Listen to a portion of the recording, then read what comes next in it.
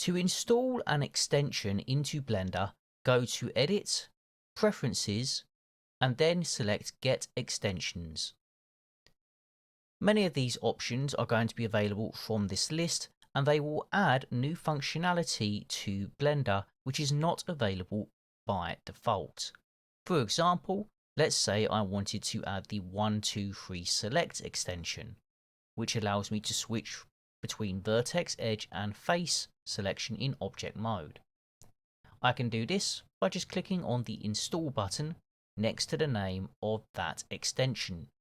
Left click, and then it will be added to the installed section of this area. Now all I need to do is make sure that I save preferences if autosave is not already enabled, and close. With this extension, I don't even have to come up to the object mode option and select edit mode. I can just use 1, 2, or 3 directly from object mode, and it will take me to that method of selection. So if I go back to object mode and press 3, I can immediately go into face selection in edit mode.